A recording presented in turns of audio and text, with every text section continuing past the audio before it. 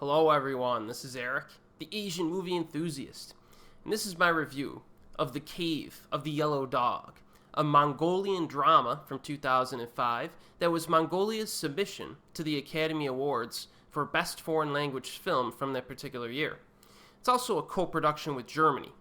Now this is a docu-drama, so to speak, which means that the film revolves around the lives of a real family, but certain storytelling aspects are scripted.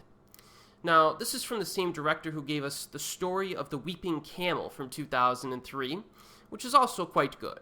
But I personally prefer The Cave of the Yellow Dog over that one, so that's why I'm covering it. Now, this film is essentially about the disappearing ways of nomadic life in the director's home country of Mongolia. Young Nansal, the oldest daughter of an actual nomad family, finds a stray dog that quickly becomes her close companion, despite her father's disapproval.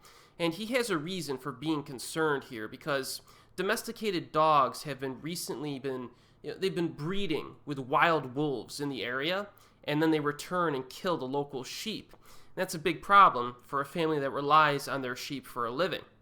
So this film depicts the herdspeople's everyday tasks for livelihood and survival, while the city beckons from afar.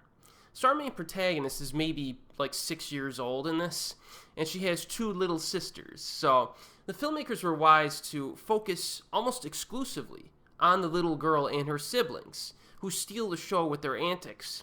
They're quite mischievous and lovably cute, as you could imagine. The little girl happily does things that her father does not want her to do, and that's quite realistic if you've ever been around kids for any length of time in real life. So if you like movies that revolve around children, this is another one to put on your list. And if you haven't noticed yet, this is more of a slice of life film that basically has no traditional story whatsoever to it. However, there are some interesting cultural subplots and religious concepts that touch upon reincarnation. So for example, at the very beginning of the film, a dog is buried in a certain way so that he can progress in the afterlife, stuff like that. You also get some social commentary, because many of the farmers are leaving, the plains, I guess you could call them, to the more populated towns, which is one of the main themes of the film.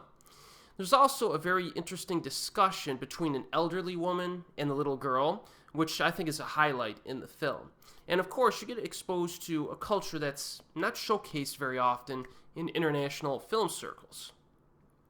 Now, the cinematography and rural settings are very good.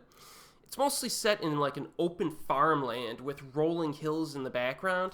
I've only seen a small handful of films from Mongolia, but the geography seems very unique and beautiful there. I also really enjoy the detailed depictions of daily life. For example, the mother at one point tells the little girl to collect some dung for curing meat. And I almost couldn't believe that, but I looked it up online, and sure enough, I found out that in certain countries, sheep dung is used to smoke fish and meats. So that was definitely an interesting little fact. You get little interesting tidbits like that while you watch the film. So The Cave of the Yellow Dog does move slowly, okay, and it lacks an intricate plot, but there's more than enough here, I think, to earn a recommendation. If you know what you're getting into. If spending 90 minutes with a Mongolian family, and their sheep and their little doggy sounds neat to you, I say check this one out. It's currently available on Blu-ray and DVD in the United States. It's a nice little film. And as always, I'll see you next time.